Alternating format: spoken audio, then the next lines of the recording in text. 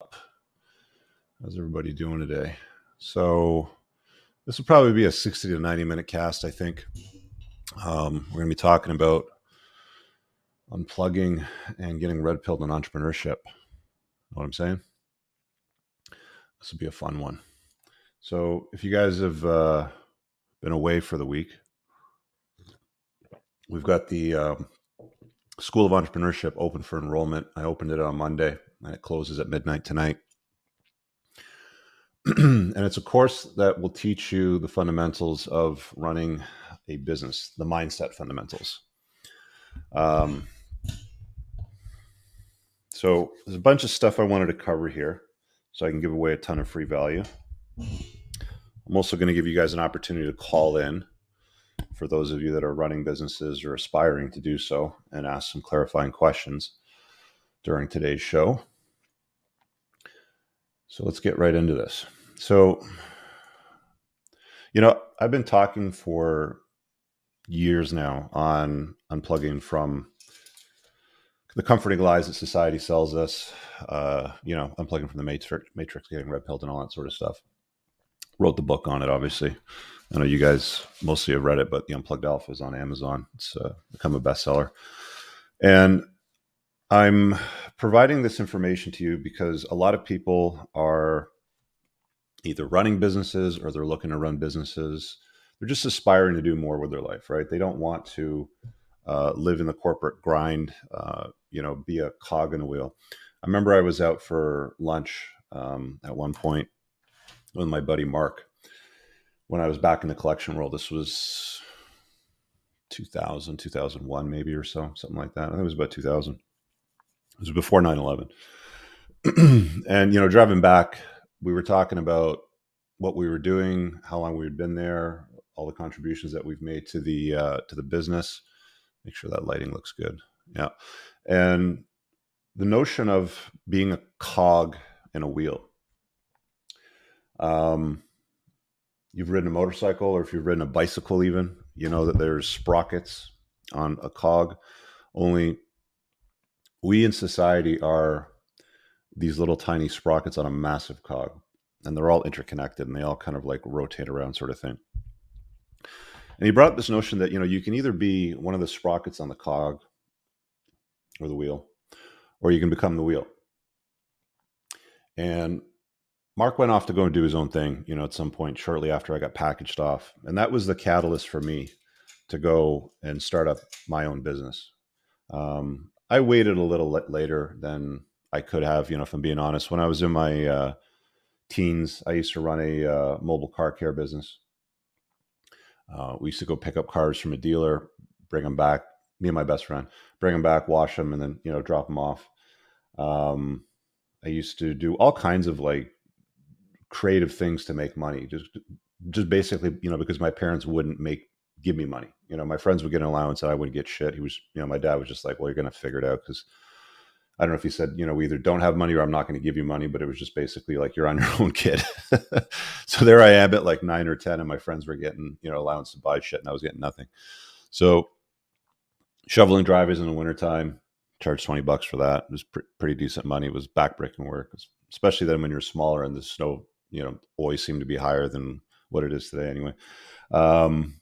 Cutting grass, doing yard sales, delivering papers. I remember papers was like not lucrative at all. It was like half a cent, maybe even less per delivery. And the real money was when I started doing like the Toronto Star, which is a publication. Actually, I think it was Canada's largest publication at the time, but the money was in the tips. Actually, want to hear a funny story? I think I have it here. Here it is. So this is the newspaper that I used to deliver when I was a kid. And what I was just telling you was the money was in the tip. So this is the Toronto Star. I don't know if you can see that right there. Right there. Okay. So I landed on the front page of the business section of the Toronto Star, saving people drowning in a sea of debt. The reason why I landed that story, who wrote this? Jerry Langton. So I think if you probably Google Richard Cooper, Jerry Langton, saving people drowning in a sea of debt, it'll probably come up somewhere and you can read it. I'm sure it's still out there on the internet somewhere. But I landed on this because that year, when was this? Monday, January 19th, 2009. See if that focuses. You can barely see it. It's kind of washed out from the light, but you get the idea. And they called me up and they go, hey, we saw you on the Profit 50 list of Canada's fastest growing companies. We thought, your story was interesting and we wanted to feature you. So I actually got featured on the front page of the business section of Canada's largest publication on a paper route that I used to deliver when I was probably 20 years younger. And it cost me nothing to get that exposure. Interesting thing is, you see this little ad in the top left of the newspaper here? That ad probably cost them, I don't know what it might have been at the day. It's not focusing. You see where it says get paid 12.5%. So that's for syndicated mortgages. It's a mortgage investment company, and they would pay you at that time 12.5% on your money. I would imagine for that little, like 2-inch by 2-inch box, they would have probably paid, I don't know, $10,000-$15,000, which, this is like 2009, to run that in that single paper for that day. But I got all that exposure with a story for free, right? So entrepreneurship is a very, very interesting thing. It's a path that you need to choose, and to some regards chooses you at the same time too, when you've got the right business.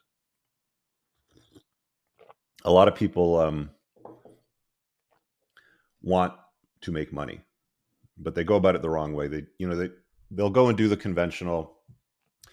Mom and dad says do this, society says do this, the school system says do this, and you go and do it. You go and get a degree, you go and get a designation, and you make whatever money that you're going to make. If you work in the corporate world, you're not going to make a vast fortune. You might be okay, but I've often said a job, which in my opinion is an acronym, JOB, stands for just over broke for most people. Not for everyone, but for most people.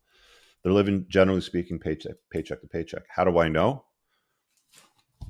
I ran Canada's fastest growing debt business at the time in 2009. Got awarded 3 times for hypergrowth. Got nominated by Ernst & Young for Entrepreneur of the Year. Got an award from World Blue for office culture. Good times, man. It was good times.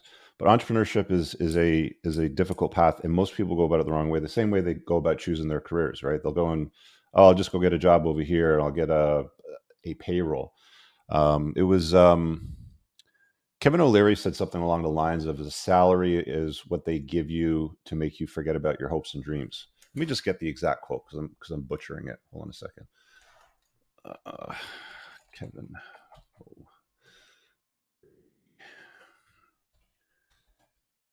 Salary. Yeah, the salary is the drug. That's what he said. Salary is a drug that they give you to crush your dreams or to forget about your dreams, which is okay for some people. I mean, there's some well-paying jobs out there. You can make 6 figures, in some decent, well-paying jobs. Fact of life. But you're always going to be a cog in a wheel. You're always going to be somebody else's bitch. You're always going to have to comply with their thing, their agenda. Lately, the agenda and the thing, from what I've been hearing from a lot of people, and I haven't been employed for, how long has it been now? About 20 years, roughly.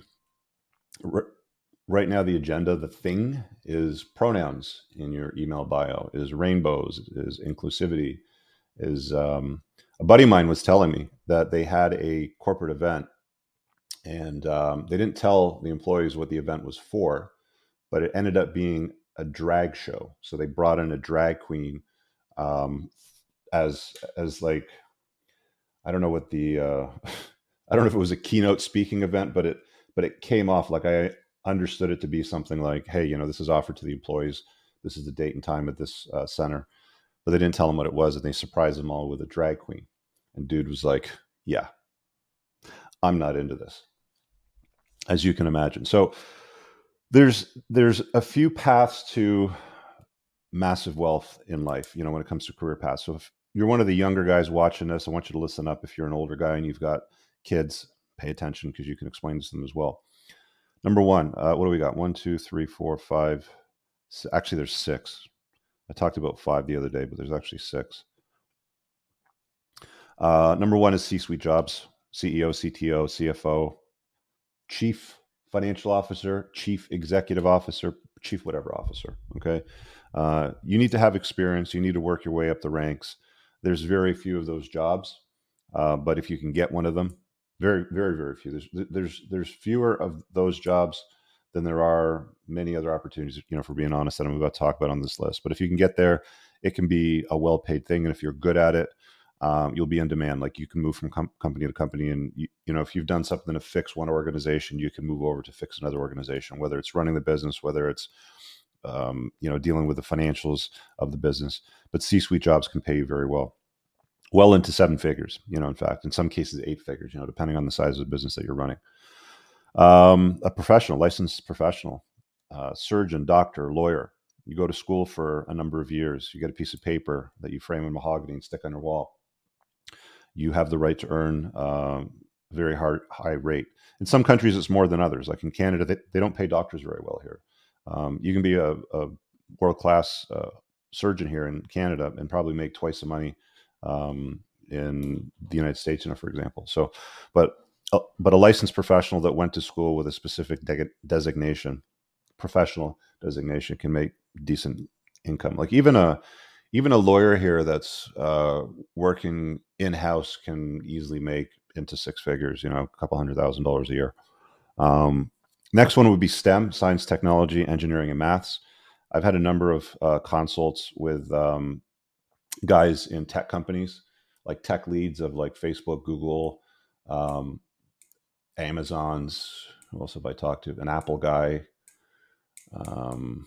Android developers. I've talked to a lot of guys in the tech world, and whenever I get into my consults, the private consults, we always talk about income, and some of these guys will be making $750,000 a year, just doing geeky shit for these tech companies.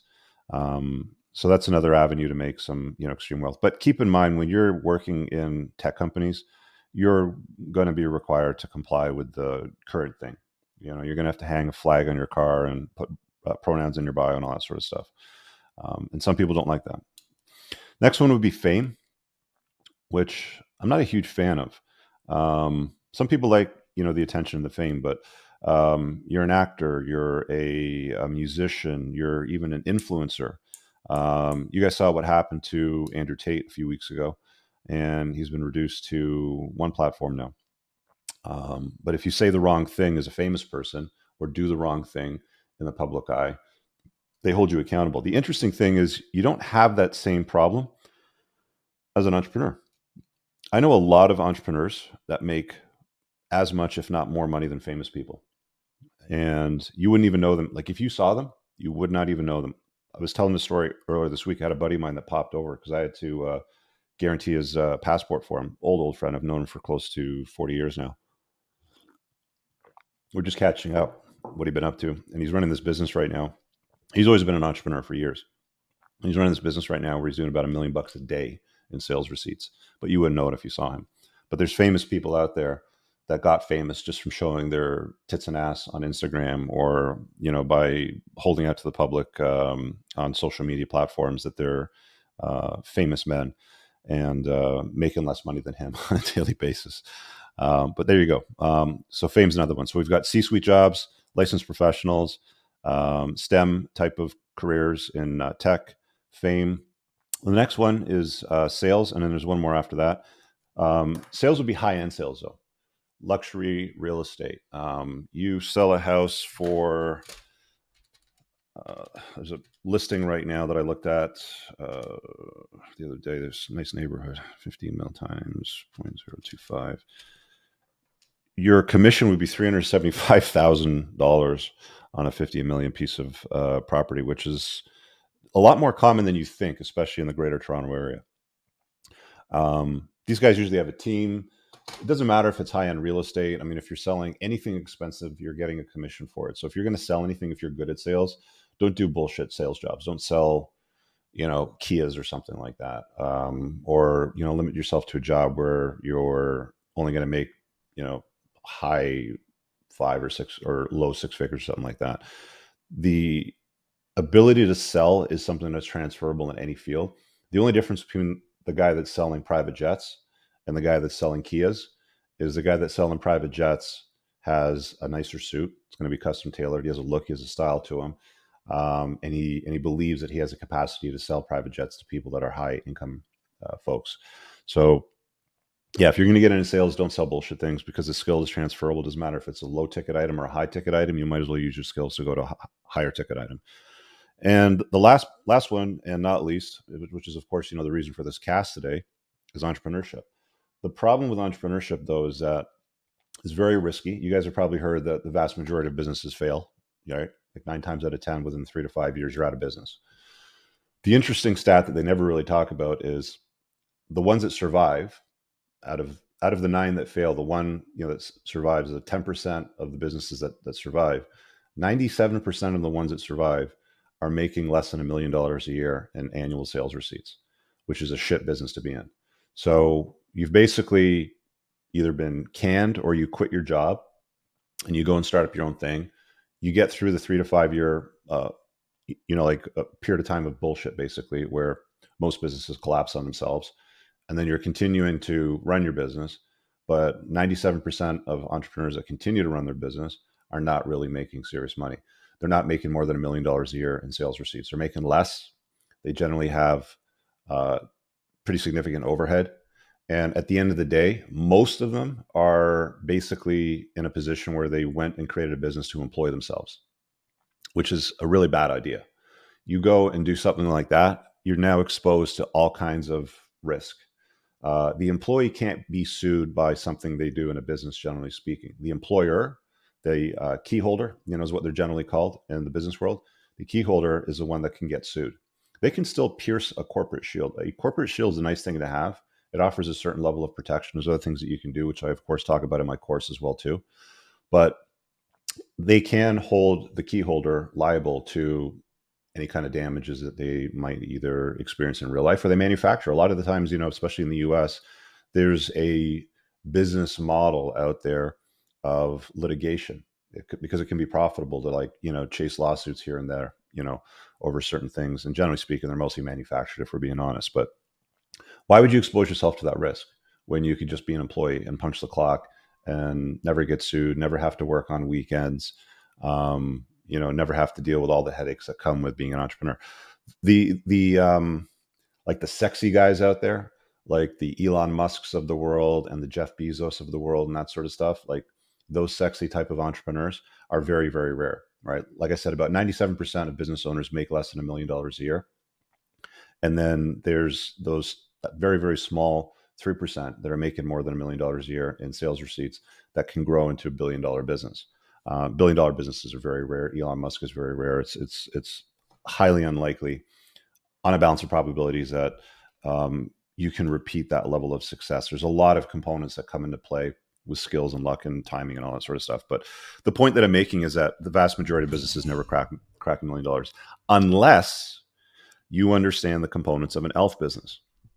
So let me explain that to you. You guys can throw questions in the chat if you want. Just super chat them and they'll pop, and I'll keep an eye over there and throw them out. And I am going to drop the link for you guys to come in and ask some questions. I mean, look, you guys have trusted me for years to unplug you on relationships and red pill you on that. Today, I'm going to red pill you on entrepreneurship and business. So pay very close attention here. So there's this podcast that I used to listen to, 2007 to 9, which I'll be honest, partially, contributed to the hyper growth that I experienced in my debt business at the time. Because one of the biggest problems that I had to solve was marketing, getting the customers on board. Because when people have debt, they're very comfortable with that. It's like the amount of people that are very comfortable with being in a physically unfit body is unbelievable to me. To the same degree, there's a lot of people that are financially unfit. The biggest difference between financially unfit and physically unfit is you have to deal with that problem every time you get out of the shower and look in the mirror. You have to deal with that problem when you climb up the stairs and you're winded at the top of the stairs because your knees hurt and you're carrying too much body fat. You know that you have a problem. It's very difficult for you to ignore. When you have a debt problem, it's almost invisible unless you have to take out your card and pay for something and it doesn't work, or you get in a fight with your wife or whatever over money problems. But for the most part, it's generally invisible to most people throughout the day. So for me, marketing the debt business was probably the hardest part of what I had to do. So I started to tune into things that could help me, solve those problems. And there's this one podcast that I found called the I Love Marketing podcast. And this guy, Joe Polish, ran it. And he had an interesting story. He was a dead broke carpet cleaner, wasn't making any money, had to figure out marketing, and then one thing led to another, a number of years later, and he became very successful and ran this podcast with this guy. And he created this notion of, if you're going to run a business, there's two kinds of businesses that you can run. ELF, easy, lucrative, and fun. HAF, hard, annoying, lame, and frustrating. So hat tip to Joe. Thank you for explaining that to me back in the day when I needed it. What I've done with this mindset course, and by the way, guys, the course is pinned in the top comment of the live chat. It's also in the description. Enrollment closes at midnight tonight. I don't know when I'm going to open it up again. I don't know what the cost will be. The cost will probably go up because I keep adding more and new material to it. So if you're interested, today's the day to get into it, because again, enrollment closes at midnight. So everything in this course is a mindset shift. Just like you have to shift your mindset when it comes to dealing with women and relationships and what they respond to, I am going to shift your mindset when it comes to entrepreneurship. The go-to for most people, I'm going to go and start up this business or that business, and it's a half business. It's something with a lot of employees, a lot of overhead, thinner margins, big risk exposure. And I'm going to explain a lot of these points in a minute, where you don't make a lot of money, you're working long hours, and there's a lot of bullshit. Like I've said before, that things like Amazon FBA, for example, Fulfilled by Amazon. And I have a 45-minute webinar lecture on my course with my friend Bobby, who ran an Amazon FBA business. And he explains exactly why physical products and Amazon FBA is shit. But there are people that will make some money at it. They're very, very rare though, right? I had a guy message me earlier this week because I was talking about this before. He goes, here's a screenshot I made. Let me see if I can find it actually. I made, I get way too many DMs. I won't be able to find it. He goes, I made $1 million over 3 days on sales, and here's a chart. And I said, awesome, good for you. Make sure you tell people the amount of bullshit that you had to put up with to make that happen. And he's like, yeah, you're right. It's a very difficult business. The thing with a lot of these businesses that you hear about, like Amazon FBA, moving physical products, putting something on Shopify, some random trinket that you get off Alibaba, you source, you put it in a fulfillment center and you ship it out, is the vast majority of them fail. And a lot of them don't even make money. There's lots of videos that you can find right now online of people trying to run Amazon FBA, or courses that they've bought that explain to them how to make money off of a physical product on Amazon or Shopify or something like that. And they go through the entire thing, and then they reveal their experience and they're like, I didn't make any money, or I lost money, right? The vast majority of them don't work out. And on top of that, when you guys see that Zoom webinar that's on my course lectures with Bobby, you're going to see exactly why it fails. And Amazon's a very, very difficult platform. You're basically Jeff Bezos' bitch. If something on that doesn't work out for them, then you're going to pay the consequences. There's another guy that I know that publishes a lot of books. So he's got, I'm not going to give away the details because he wanted to keep it private, but he's got this niche. So let's call it, I don't know, basket weaving. He's got this basket weaving niche, and he's got thousands of books that he's published on the different colors of yarn, the type of yarn, the density of the yarn, the weave patterns of the yarns. And it does very, very well. But if for some reason they do an audit, or they go and drill down through the Audible store, which is on ACX, for example, and they don't like something that you're doing with your business, they can actually hold back your revenues. And he's seen certain, scenarios where they've held back revenues for a prolonged period of time, and he had to escalate and go through all stuff and hire lawyers to get the money out of it. So running businesses on somebody else's platform is leading yourself into a half business, right? Hard, annoying, lame, and frustrating. You have to be very, very careful, extremely careful. Chris, thanks for saying that. I appreciate it. Chris says, invest in yourselves and get in on this course. Don't sit on the fence. I guarantee you'll thank me. It'll change your thought process. It has for me in my life. Even if you're running a business, so Chris is in welding, even if you're running a business right now and, you're asking yourself, is this something I'm going to get value out of? For $1,500, it's dirt cheap, right? I had this conversation with the guy the other day, and he's like, the course costs a lot of money. I'm like, yeah, well, you go to business school for several years, you're going to pay tens of thousands of dollars, probably $30,000 to $40,000, depending on the length of the course or where you take it, if it's in a college or university, if it's state subsidized, whatever. But tens of thousands of dollars, let's say, for books, course materials, maybe accommodation, to be lectured by somebody that probably never ran a successful business. Because let's be honest, if you can run a successful business, you'll be doing that rather than teaching courses in a lecture hall. Okay. And they're going to be shoving pronouns and rainbows down your throat the whole time. So you can do that, or you can spend $1,500 on 6 hours worth of lectures and get the gold that you need to get. I've done all this stuff. I've seen what works over the last 20 years. I've seen what doesn't work. I've paid over $250,000 to attend learning events, to hire coaches, to do everything that I needed to do to, get myself in shipshape condition, to get my business in shipshape. I got all the awards. I've done all the right things, and I still interact with a lot of these people on a consistent basis because they're always asking for help.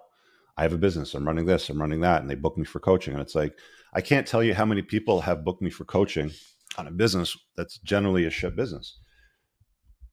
Another story time. I had this guy once who I was talking to. He was selling trinkets, like men's jewelry, necklaces, earrings, rings, and stuff like that. And he was going on about how hard it was for him to get it from China to fulfillment to the shipping center, customer problems with them claiming that it was lost in the mail or it got stolen on their porch front or whatever. What other problems was he dealing with? Marketing issues, ad spends, certain types of ads would never get approved on social media, for example. Like there's categories, like you might be seeing ads on Instagram and Facebook, for example, Meta. There's certain categories that you can't advertise in. Or if you use certain language, like for example, one of the problems that I ran into in my debt business is one of the catchy phrases that would work very well to get people to click an ad, fill out the form and get a consult was, hey, do you have $15,000 or more in credit card debt and you're not paying down the balance monthly, right? Or something along the lines of, and you see your balances go up over time because you're just making the minimum monthly installments.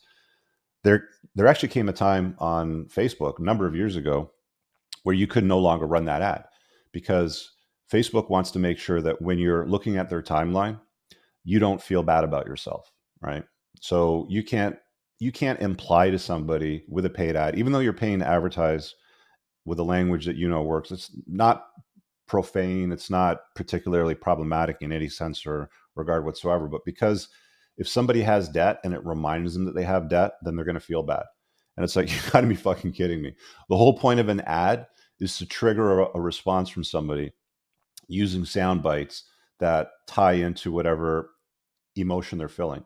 So you can either sell a vitamin or you can sell a painkiller. Painkillers sell better because, it's the reason why the drug industry makes way more money than the supplement industry, right? Like I've got supplements over my shoulders here with things like vitamin DK, for example. Like a vitamin DK compound is very effective at boosting your immune function, but the government won't give us free vitamin DK. What they want us to do is to take vaccines and take all these jabs all the time because there's more money in that, right? And people like paying for or complying with painkillers. They don't generally like complying with preventative maintenance. That's why you don't see everybody in the world jogging and 70% of the North American population is fat, right? Because they don't do the work in advance. They'd rather like, oh, well, now that I've become overweight, I have diabetes, my joints hurt, I need anti-inflammatory pills, I need blood pressure meds, I need insulin, and then they go and pay for the painkiller. So painkillers sell better than vitamins. So there's a little tip for you, write that shit down. And you couldn't advertise those words. So, those things were taken away from you, sort of thing. So he was running into all these problems with this little jewelry, trinket business. About 20 minutes in, explaining all the problems, he's like, why don't you buy the business and run it? You can buy it off me and then, that'll be that and that'll solve the problem. Like, I don't want to run your half business, right? I don't want to run a business that's hard, annoying, lame, and frustrating. I really don't, you book my time. I'm happy to help you out and, point you in the right direction, offer some resources. But one of the problems that you have right now is you don't even like this business, right? The only reason why this guy set up this men's jewelry business was because he thought it was a good path to riches, wealth, and freedom. Hard, annoying, lame, frustrating. It wasn't very profitable. It was driving him nuts. Dealing with the physical product sucks. The shipping, the returns, the customer service, the fulfillment on the fulfillment platform, the advertising, the language that he could or couldn't use in the advertising, all a huge pain in the ass. I don't know if he's still running it today. It was a quick hour call, but that's a good example of a half business and how most guys get into business. Look, anybody can set up a business, right? It's like a couple of bucks to incorporate. You can go to Kinko's and go print some business cards and say, yo, I'm CEO, bitch. Pass it out. Very easy to do. What's harder to do is, can you set up something that's highly profitable, lucrative, fun, offers you the freedom that you want? You can do it when and where you want to do it. It's easy to market. It's easy to convert interested parties into paying customers, sort of thing. It's not as simple as you think, but it's easy once you see the code in the matrix. It's like the whole thing with the red pill with women, right? It's like, your entire life you've had this like inkling, this feeling that, something was off and that somebody's not telling you something and you were right when you find the red pill and you unplug from the matrix when it comes to women. It's the same thing with business and entrepreneurship. Okay. And not everybody gets it right from the get-go, but you can, if you do the right work and you understand all the components, get it right from the get-go, especially if you're paying attention to what I'm talking to you about in this course. And again, I'm only giving you the tip of the iceberg here. Like, there's well over 6 hours of material in my course lectures, and I'm only going to be on this cast for an hour, hour and a half or so, right? So if you want to get the cheat codes to running a business from somebody that's actually done it for a very reasonable price, again, you can go to a business school and get lectured for tens of thousands of dollars and, pay that out there, or get the course that closes at midnight tonight, $1,500. Straightforward. Let's do this, guys. I'm going to grab the invite link and let you guys start piling in to ask questions, because I know that there's some of you that are itching right now. So I'm only dropping this, by the way, on the YouTube stream. So if you're watching this on Facebook, Twitch, Twitter, wherever else, head over to YouTube. It's a StreamYard link. Make sure you click it. You got a good connection. If you need the YouTube link, here's a YouTube link. I'll just put WT here. So if you're watching on Facebook or one of the other platforms, you can just click that and come over. The StreamYard link's in the live chat. Make sure you subscribe to this channel and hit the notification bell so you don't miss anything. So let me go through some of the course material. What I'll do is there's probably about 16 here. So what I'll do is I'll cover every other one for you lightly, right? Because nobody works for free, right? I mean, I've put a lot of work into distilling and putting this information out there for you guys. I've talked to a lot of people over the last 20 years. This is a freaking steal for what I'm putting it out there for. So the first 3 lectures, and here, I'll throw it up on the screen real quick. Share screen, window, share. Okay. So if you click that link above in the top pinned comment or in the description, you're going to land here. It's a landing page. This is what's called a landing page or a sales page when it comes to business. And it's on Teachable. It's very easy platform to use. You can get through the material quickly. You can go back to it anytime. You have lifetime access to it. I should also mention that, as part of the course, what you also get is access to monthly Zoom calls. So there's probably 160 minutes of Zoom calls monthly. You can ask any question for support on the business that you're running or for clarifiers on the course material. There's a private Facebook group for the community if you want to join that. I know some people don't like Facebook. Cool if you don't want to. All the material's on Teachable anyway, so you don't have to. But if you want the community aspect of it, you want to post something, you want to tag me on it to get my attention, I'm there. So that's all included, and it's lifetime access to all that stuff. Okay. Anything that I add to the course as time goes on, because it's relevant or it needs to be updated, you'll have access to that too, right? So fairly, straightforward. You can read about it all over here. I've talked a lot about the problem and, the cheat codes of business, who I am and, what got me there and the sorts of things that I've done over time. You can have a look through all that, but I'm going to go through the course curriculum with you. I'm not going to get into detail, obviously, because this is gold, right? I mean, if you want access to it, you're going to have to pay for it. Again, nobody works for free. I shouldn't, you shouldn't. If there's useful information that you have access to, people are willing to pay for it in a well-organized fashion, which is why I've put this all out here for you. So there's 3 sessions on mindset. I'm going to skip those. These total about an hour. Very similar to how you have to shift your mindset when it comes to the red pill and in relationships and women and all that sort of stuff. Fairly straightforward stuff. So there's an hour that kind of intros you to it. Let's talk about taxes, legal matter, and insurance. So I'm going to share with you a story, a business story. kind of like frame how the unplugged operate a business. So there used to be this lawyer that would write articles in the debt space in Canada. And similar to how you get like red pill, red meat on YouTube today, where it's like, oh, let me go and create drama. And I'll put somebody with a very popular channel in the title and description of my videos. And I've only got 5,000 subs and they've got 600,000 subs. So I'm going to make a video disparaging them, sort of thing. This is what this lawyer would do. This is not a new tactic. It's been going on forever. It's in every industry. I've seen it a million times. Yeah, that's why when people are like, "Oh, did you see the video that so and so did on you?" I'm like, "Yeah, I don't care. Fuck, it's always somebody with like a few thousand subs that's just running their mouth talking shit that doesn't know what they're talking about." One of my favorites is, "Oh, Rich inherited his money. He never worked for any of it. He got it from his daddy." I'm going to do a podcast with my dad one time. Probably, I should do it very soon actually, because Father's Day is coming up in the spring, and I want to kind of maybe publish it for that day. But anyway, back to the story about the stupid lawyer that was writing articles. And he would just kind of like, disparage everybody's business and use to drive traffic to sell his books and, stuff like that. So one of the partners in my business has a law degree. And, we're sort of chopping it up. So this would have been a legal matter. So it's like, do we sue this guy into the Stone Age? You've got a bunch of options, right? I mean, as an entrepreneur, when you've got a problem or anything in life, if you're a guy that's competent and worth his salt, you cook up ideas. Men are rational, deductive problem solvers. And it's like, we're chopping it up back and forth. Do we hire somebody to kneecap him? Do we sue him into the Stone Age? Blah, blah, blah. It's like, and then going back and forth, with this legal matter, we cooked up this idea to, since he's a licensed legal professional, and once you hire a licensed legal professional, they have to protect their clients. And like one of the things that happens, for example, in divorce law is you and your wife or soon to be ex-wife can't have the same divorce lawyer. If you've consulted with a divorce lawyer that your soon to be ex-wife is going to consult with, even the consult would prevent him from being retained by your soon to be ex-wife, right? Like one of the dirty tactics that I've seen people use before is, you live in a small town or reasonably like smaller town. Let's say something like Kitchener, Waterloo, or something like that. And there's like 10 divorce lawyers in that city that are worth their salt.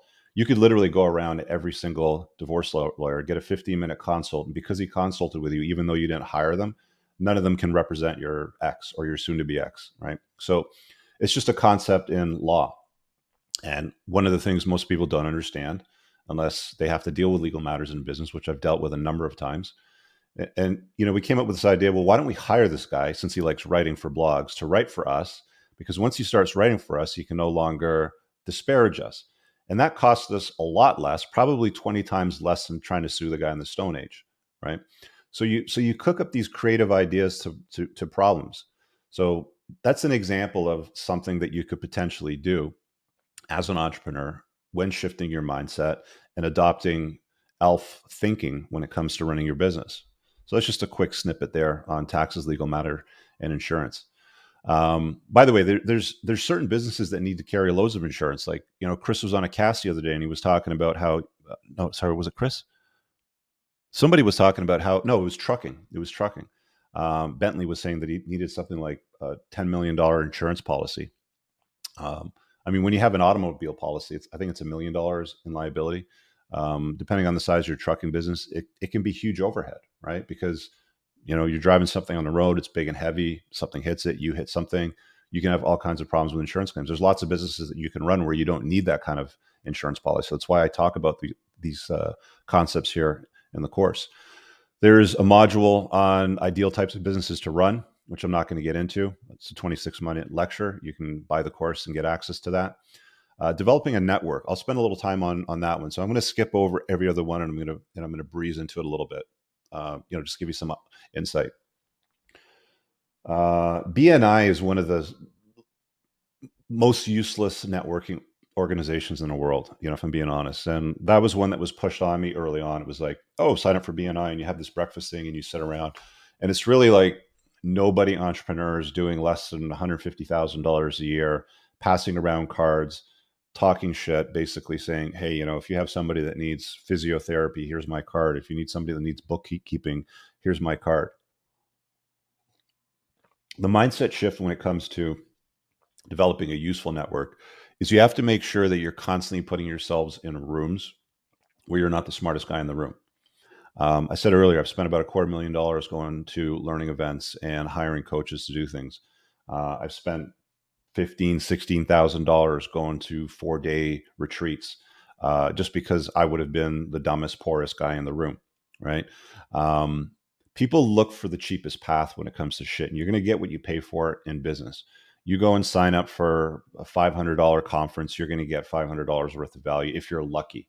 Um, you spend 5, 15, $25,000, for access to a room, you're going to get access to better people, and much better people, in fact, and better material, and a much more useful network. Um, Back to Joe Polish and his, Prana marketing thing. He's got 2 tiers. I think he's got 3 actually, but the 2 main tiers that I've heard of was a $25,000 a year group that you pay to be a member of, and that doesn't include hotel stay and flying out and stuff like that. It's just to be a member of it. He's got another one that's $100,000 a year, and some people watching right now would be like, "Oh, that's prohibitive. That's impossible. How do you get that?" Well, it's one step at a time up, right?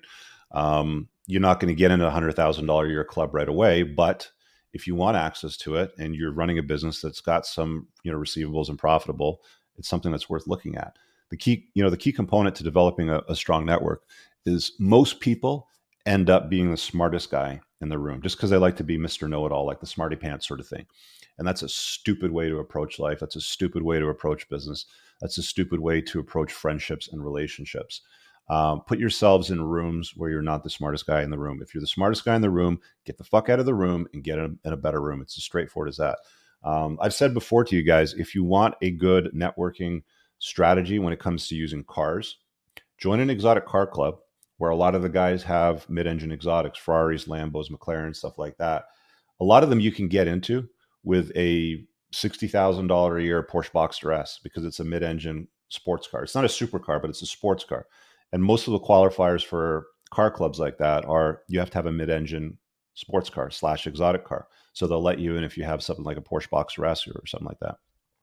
Boom, all of a sudden you're hanging around with guys with, $350,000, $450,000 supercars. In some cases, there's a couple of guys in my car club that have a Koenigsegg, McLaren P1, Bugatti, like multi-million dollar cars, right? Skipping over government and regulations. I talk about that in a lecture, why borrowing money is dumb. Let's talk about human resources. And again, I offer solutions to both of these problems because a lot of businesses will be regulated. So you do anything that, let's say, affects somebody's financial. So I'll talk about, finance because I got experience with that. Just minimize this. If you do anything that deals with anybody's financial health, like get them out of debt, for example, or if you do anything to hold out to the public that you're going to improve their health, their weight, their muscle tone, or anything like that, and things don't work out for them, they will escalate stuff to regulators and policymakers. And one of the problems that we ran into with the debt business was we were saving people so much money so efficiently and improving their credit rating so quickly that there were players. This is when the Canadian dollar was at par with the US dollar. There were players that came into Canada, they started over promising and under delivering. And they would blatantly lie in their advertising. Things like, what did they say? There's a new government program that's designed to get you out of debt in 3 years for less than you, or something like that. And it was a government program thing because it was bullshit lie, because there was no government program. They just called it a government program. And then that caught on the radar screen of the policymakers and the regulators, and the banks started to push it, and the credit card companies. And then all of a sudden, regulations came down, which choked out the industry completely, except for us. We were probably the only ones, or one of the only ones, that survived because we figured out how to pivot, which I talk about in the course. So you've got to deal with things like government and regulations. You've got to choose a niche or an industry where the chances, the probabilities of that happening are limited to very low. There's very highly regulated industries, right? You get into things like nutraceuticals or vitamins or anything that's a consumable. You put it on your skin. You put it in your body. Anything that modifies credit or debt or anything like that, they're going to be on you. right? So these are things that you have to consider when you're setting up a half business versus an elf business. Human resources, employees are not a great idea. There was a time where, employees were absolutely needed, but there's a lot of businesses that don't need employees today and can run with minimal to no employees. I ran 25 employees, 26 employees at one time. I got awards for world-class culture. You can go to my Total Debt Freedom channel and look at a bunch of the older videos from like 12 years ago when I had hair on my head and none on my face, sort of thing. And you'll see the kinds of stuff that we did with office culture, and we got awards for it, and employees were very appreciative. We were super productive.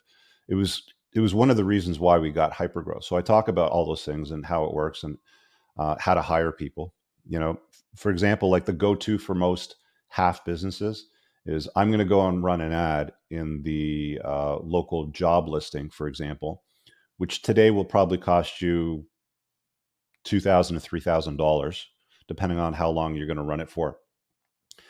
And you're going to get mediocre applicants that basically sit at the computer all day and they copy paste, copy paste, copy paste, copy, and they just shift out resumes to a whole bunch of people, hoping that one of them is one day going to hire them. So for those of you that run a business with employees or want to run a business with employees, first of all, I discourage it. And I talk about why in the course and how to set yourself up so you don't need it. But if you're going to do it, we used to hire with parties, and to book a back room in a bar or a pub was free if you bought their food and their drink. So we would buy hors d'oeuvres, either 1 to 2 drink parties. We would theme it. We would usually theme it in February, and we used to call it the fuck winter party, the F winter party. And they, the staff would go and get like, tropical, Hawaiian tiki dresses and coconut bra tops and, shit like that. And the theme was to hire world-class people. And there was 2 criteria that I set out for this. One, you need to invite at least one person to the party. And 2, they have to be currently employed somewhere. I don't want somebody that's not employed. I want somebody that actively chooses to quit their existing job and wants to come and work for me. You know how I talk about genuine burning desire in the 3rd chapter of my book? Same sort of thing. I wanted people that had a genuine burning desire to come and work for the company. So we would throw these F winter parties. They would cost about $1,500 with the food and the drink and, the decorations and all that kind of shit. There was no advertising to job boards or anything like that, which cost twice as much at the time, and you got shit candidates. And we would usually get somewhere between 6 to 10 applications the next morning. All we would do is just network, walk around, have a few drinks. I would talk to people. Hey, how did you hear about us? Where do you work? What do you do today? What do you think of so-and-so? And, just chat them up, right? Just shoot the shit. And at the end of the night, I would just stand up on one of the tables, clink, clink, clink, need everybody's attention. Thank you for attending the party. We just wanted to, extend our thanks and gratitude that you're here tonight. Hope you had a good time. We are hiring. So if you're interested in leaving the job that you're at and coming to join us because you're interested in our culture and what we're doing and the mission and you want to hop on board, here's my email. Shoot me an email with your resume and we'll talk tomorrow. And I would get 6 to 10, the next morning, qualified candidates in a similar industry that would have to quit a job to come and work for me. Okay. There's a big freebie for you guys that are currently employers that are spending $3,000 for a shitty job ad with a bunch of idiots that are unemployed, that have probably been canned for low or no performance. I'm telling you, this is the best way to hire. Again, this is a strategy that I got from my network, okay, over the last 20 years. So I'm giving that away to you guys for free. I talk about that and a whole bunch more in the human resource lecture there on the Teachable. Again, if you guys want to get the course, it closes at midnight. It's in the description and pinned in the live chat. Get it. Once it closes, I don't know when it's going to be reopened again or what the price will be, but the price will probably go up. And it is what it is. I got a bunch of people here waiting to ask a question here. Give me a second. I'm going to do 1 to 2 more here. Let's see. What should we do? What not to do? Pivoting, generating business ideas. Well, let's go through them real quick. So human resources, customers, building audiences, and marketing. So let's talk about customers, build like marketing, the marketing, component of things. The go-to is just run an ad and spend money. Here's a problem with that. I've done TV advertising, radio advertising. I've done fax broadcasting. I've done mailers. I've done, direct mail. I've done pay-per-click advertising, and I've done audience building. Okay. Most of those are shit because you're putting your offer in front of people that don't have intent. Okay. Intent. Well, there's two kinds of intent. One is search intent. So pay-per-click advertising, for example, how do I get out of debt? So when I mastered pay-per-click advertising back in 2005, when you could capture a lead for like $3, and the average income that we would make off a customer at the time was probably $1,500, $1,600, depending on their debt load. But that was the average. It could have been higher, it could have been lower. But you could capture a lead for about $3 back then, when I mastered this concept. Now it costs a lot more today. So, you really can't compete unless you have an existing business. So that's search intent. How do I get out of debt? How do I avoid bankruptcy? Where do I get a debt consolidation loan? And that's just pay-per-click advertising. It still works today in certain niches, right? Then there's audience marketing. So this would be an example, for example, today of audience marketing. I put out YouTube videos. I put out a book. I have a podcast. I've done 1,100 videos on my YouTube channel. I've given away a ton of free content. People constantly ask me, how do I start a business? How do I fix my business? I'm not profitable. I hate my business, sort of thing. It's like, okay, I have an audience. They want to have this information. I'll put it in a course and I'll sell it to them. So that's audience marketing. So I talk about marketing strategies that I've used, what works, what doesn't work, how building audiences works, why I spend $0 today advertising on my business anyway, and all the details around that. I have another module on what not to do. So very specifics about what to avoid in business, how to pivot in a business. And I talk in detail about how I did that with my debt business. I talk about generating business ideas. And then I've got a bunch of bonus lectures as well. Lessons from self-published books, lessons from Amazon FBA, and basically why you shouldn't do it, how to build an audience on YouTube. There's over an hour and a half of video content where I talk about building an audience on YouTube. And I've got a few people in the course right now that are actually building out YouTube channels and niches that they like. I'm going to switch over and take some call-ins and see what you guys got for me here. All right, let's go. Let's go. All right, what do we got here in the live chat? Sorry, I haven't been paying attention to live chat. I don't see any supers to pop up, so I'll just go to the live calls. Okay. Hey, Chris, how you doing, buddy? Can you hear me? Hey, brother, how are you today? I'm good, man. How are you doing today, brother? I'm good. Right on. I just want to hop on. Sorry, getting a bit of feedback. Just want to hop on and say, if anybody's on the fence or spending $1,500 and investing in themselves for their future, dude, give me a call. I'll like, that is so cheap.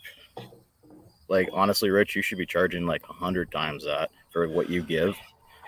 But I get it. Yeah. So you got into the course in April when I first launched it, and you've gone through the material, you've been in the Zoom. So the value's there, obviously. Like, what was your biggest takeaway? Like, what was the biggest aha moment for you? Just the half, honestly, the half versus the elf, and trying to is from being honestly a half into an elf. Some days, I'll be honest, some days it is a definite half. 75% of the time it's an elf for me, but that's just my mental wiring on it. I enjoy what I do. Oh, you're breaking up. I'm looking to get robotics. Like I say, I'm getting into the robotic welding end of things and just trying to eliminate the people and the headaches and the hassle. And just, so far so good. And actually, I'm is that a new part of the industry, or is it something that's like up and coming? Like, what's the status of like robotic welding? It's not new. It's not new, but the new. It's been around for a while, like, especially in the automotive industry, right? Absolutely. The new thing though is that they're using teachable robots. So it's like a point to point. So in my industry, like we do custom, whether it's stairs, railings, buildings, everything's within reason. Everything is custom. So being able to teach that robot and use 3D laser scanning, it's going to be a game changer. I mean, I'll be able to just sit here and let the guys do it and collect the money. Right. Because, I mean, like, you've got the upfront costs of the equipment, obviously, and probably some maintenance, but robots don't call in sick. They don't get pregnant. They don't bang other employees. They don't, get hurt. There's no workplace safety. That is probably going to lower your head count, source deductions. Absolutely. Yeah, it's going to make things easier, especially in a half industry. So, I mean, you're going to make it a little bit better that way. So, yeah, so that's awesome, man. Thank you. Hey, no problem at that. And I'm also actually in the process of setting up an inspection company as well for welding inspection. But yeah, so you saw the opportunity with something in your industry, and this is something that's more elf than half. Yep, absolutely, within reason, right? I mean, there's still going to be a half element to it. I mean, let's not kid ourselves, but I think it'll be better for the future. Cool. And by the way, guys, Chris is in the course. He pops into the Zooms regularly, so you will see him from time to time if you've enrolled in the course material. He's always been, a helpful, contributor, and he's gotten some value out of it too. So thanks for chiming in, brother. Absolutely. Have a good day. All right. Let's see who else we got here that wants to ask a question. I got Anthony, Hurley, David. Here, sorry, I'm going to grab the invite link, copy, and I'll drop it in the live chat. Oh, it's still there. Ask me a question. I'll just drop it on YouTube if you guys want. That's where it's at. And if you're watching the replay, again, the course closes midnight tonight. Link is in the description and pinned in the top live chat. Let's see what Anthony's got for us. Anthony, you're muted, buddy. Hey, Rich. How you going? Good. Where you at, man? It's dark as hell. It is dark. It's in Australia, man. So okay. It's 11 something. I've just got the lights off so I can go to sleep after this. So, quick one. Given your awards for world-class culture when you were running the debt business, I'll be sure to check the old videos out. But what are your tips for building good and attractive company culture? So would you agree that people or good people are attracted to other good people rather than the companies? Yeah. So there's a book called Good to Great, which talks about getting the right people on the bus and getting the wrong people off the bus, sort of thing. So I'd recommend reading that. There's a lot of stuff in the lectures that I've got, which is going to be useful to you when it comes to selecting the right people. And then, of course, there's a Zoom. So are you running a business right now? Yes, it's relatively new, but yes. Got it. Okay, so I'd recommend getting in the course, if you want to access all that in the Zooms. But read Good to Great by Jim Collins. And what's another tip I can give you so I can give you some more value here? I saw your tip about getting bad people off the bus. What you used to do in the business about very early on offering some cash to bounce, and some people took it. So that's a pretty good one. But I also noticed just while you were doing the stream, I jumped onto the forums and realized that the code had expired about 9 hours ago now. I've already extended it twice, man. You got to pay attention to that. I've been MIA. I'm not going to make another code. Yeah, I'm not going to make another code. OJ. But like even at $1,500, it's still a bloody steal. But yeah, so those are some good starting points. But I mean, there's really lots to dive into when it comes to employees. Like one of the things that I would often recommend too is make sure that you've got a profit sharing plan. So one of the big problems when you run a business and you've got employees is they think that you're making a vast fortune, right? Like they have this delusion that you live on a private jet and you've got like 72 supercars sort of things, and you're hiding all this wealth from them, and that it's all being hoarded away. And one of the things that we started to do was we would open up the books to the employees on a quarterly basis. And I'm not saying like open up the books where you would go to salaries and then you would click that open and you would show everybody salaries, but it's like you would show the P&L. And you could be making $300,000 a month, but spending $282,000 a month, in expenses, including salaries, including marketing, including office supplies. And one of the things that I did was I said, okay, look, there's certain things which we can't modify, things like i.e. salaries. Like everybody needs to get paid to do their job. This is our cost of running the business with headcount. But let's put things like office supplies under the control of Jeffrey over here. So Jeffrey would now all of a sudden be in charge of keeping an eye on office supplies. And one of the things that Jeff would do is he would go around the office, and rather than letting things get ordered like staples and papers and stationery and stuff like that, because the supply cabinet would be low. He would actually go around everybody's desk and be like, okay, look, you've got 3 boxes of fucking staples here and 72 pens. I'm going to leave you with a couple of pens and take some of the fucking pens and the staples, and we're going to put it back in the stationery cupboard, so we're not overstocking on things that we don't need to buy. And then that would lower the cost of stationery, which would increase profits. And then we would pay out a percentage of the profits to all the employees on a quarterly basis. So now they've got skin in the game, and now they don't think that you're hoarding away, your private jets from them and squirreling away all this money and not compensating them. Now they know what it costs to run the business, and they've got skin in the game, and they're participating in it because they also take profits out of it too. So that's a longer conversation on how that's structured, but it's not that difficult to structure. And that's one of the reasons why we got the awards on office culture, was because there was so much transparency and so much buy-in from the staff. Like, I don't know if you've ever, you run your own business right now?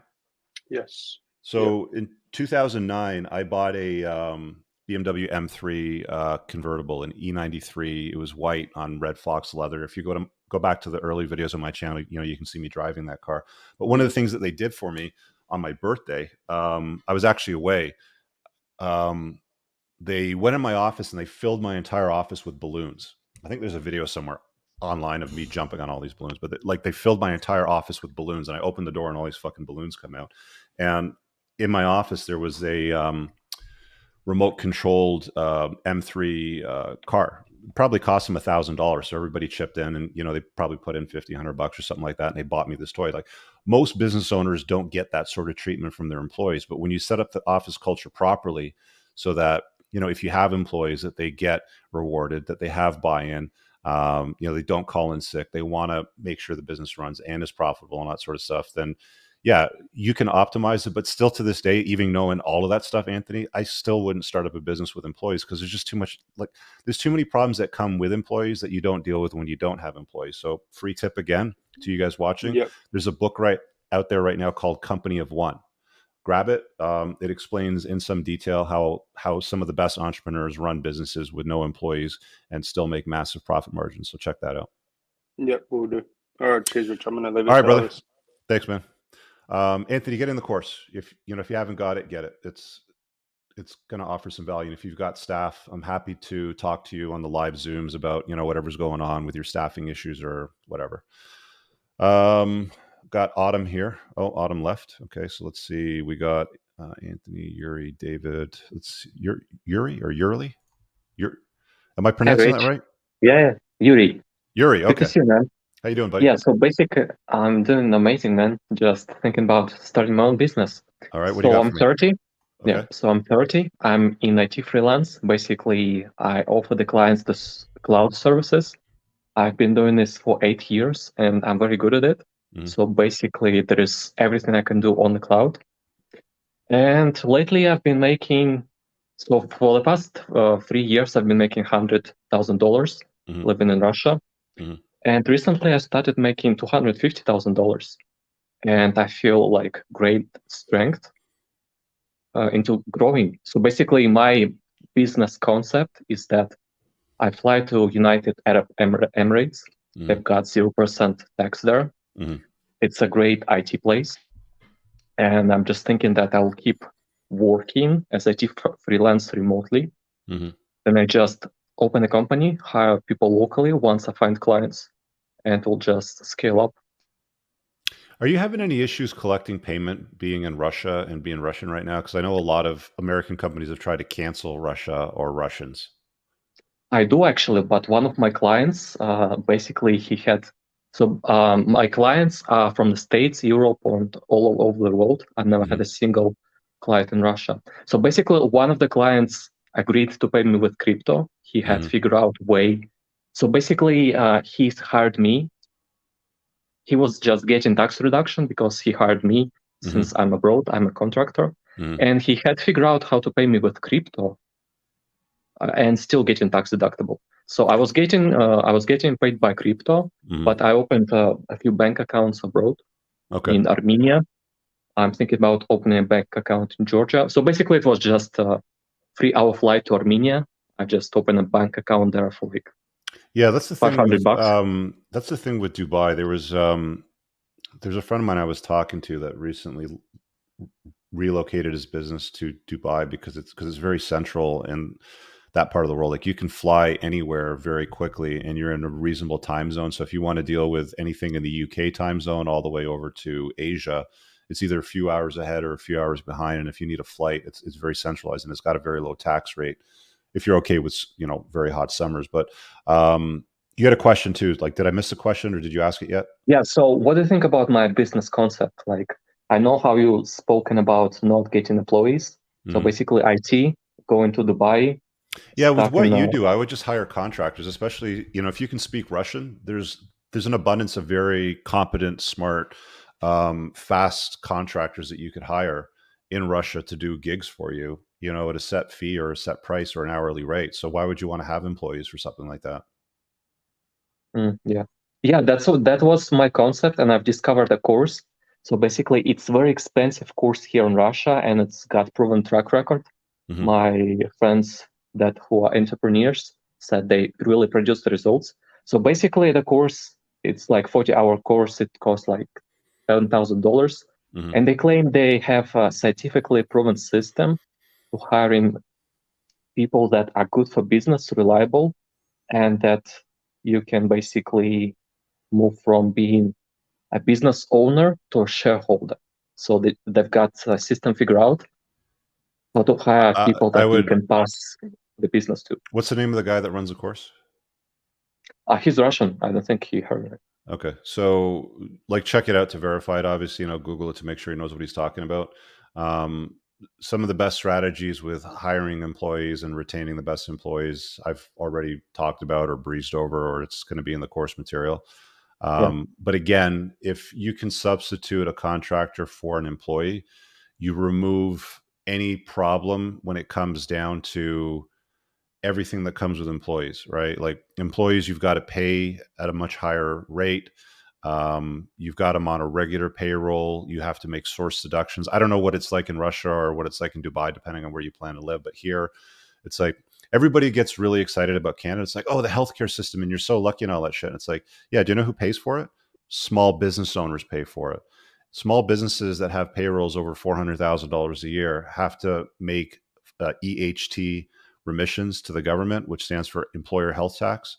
So we're paying for the free healthcare, which is really shit healthcare anyway, but we're paying for this free healthcare system. So there's all these deductions that the government's going to force you to make.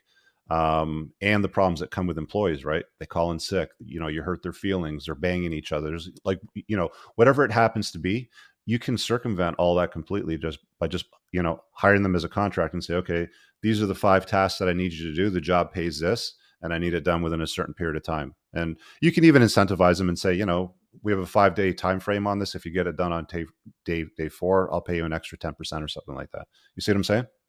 Yeah, but it's still like a very hands-on approach, and I can see myself making maybe $1 million per year in 2 years. So kind of, yeah. So this, I'm having a hard time. Well, it's not a hard time, man.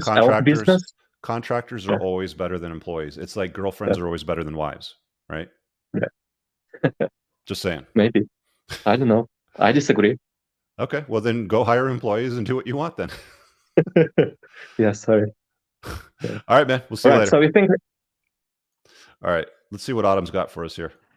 Autumn, hi. How you doing? Hi, Rich. I'm doing really good. So my question for you is because I think you will have some thoughts. Starting a business, actually, September 1st was my first day to be like, all right, now you're planning it all out. Now, I think that I might get tripped up because I want to make sure it stays. I keep money in mind. I'm a registered nurse. I want to change healthcare. And my company, I'm just afraid that I'm going to get stuck on I want to make the impact. My person that I will be pulling into my system it's going to be called the life coach medical model, is doctors, and they have plenty of money. But I actually want to target the payers. So I want to get it higher, but I want to pull in the doctors first. So I will be providing impact for them. and I don't want to get tripped up on not including, money in the equation. Are you talking about improving their business model by increasing sales, leads, marketing, stuff like that? No, no. What's the problem that you want to solve then? So maybe I should clarify it that way. So what problem is it that you want to solve? Because that's all that a business is, right? It just solves a problem for somebody. Right. So the problem that I want to solve is the fact that physicians have no control over what their patients do. So they can't actually control the outcome of the patient. So I want to kind of like make it a double-sided thing where the patients have more control, and therefore it's relieving the physicians from, they go home stressed, they go home worrying about the next day and how they are overloaded. It's going to increase the amount of time they have. My whole program will increase the amount of time that they have as physicians working with the patient one-on-one versus the system. So I don't understand what problem the business solves right now. And that's one of the issues that you've got, right? Is you're not able to clearly, communicate what it is that you want to do. Perfect. Yep. I think you're right. It should be an elevator pitch. Like you've got 3 floors and it's like, I know exactly what you do. Yeah. I think you're right. Thank you. That so helps. Start by clarifying what it is that your business is going to do. There's lots of guys out there that I know that are in specific niches. Like I have a friend of mine, he caters exclusively to automotive repair shops, and he teaches automotive repair shops how to maximize their business revenue, improve their marketing, and get more personal freedom. Right. And that's his pitch: more money, better customers, more personal freedom. The thing about automotive, what happened to my picture? Hang on, let me try this again. Can you hear me okay? I can hear you perfect, but I can't see you, obviously. Yeah, that's weird. Maybe my camera overheated. I don't know. The sun's on it. There we go. Let me just close these because it's probably getting hot. So he'll go and pitch these guys, and then he'll have conferences. Yeah, I'm just going to leave the camera off. It's obviously overheated. And he'll pitch the conferences, and then he'll go and help these business owners fix all those problems. Let me see if I can switch over to my Logitech. Yeah, there we go. Okay, so different camera. And then he'll go and fix all these problems for them and improve their sales, revenues, and freedom. And he holds these conferences.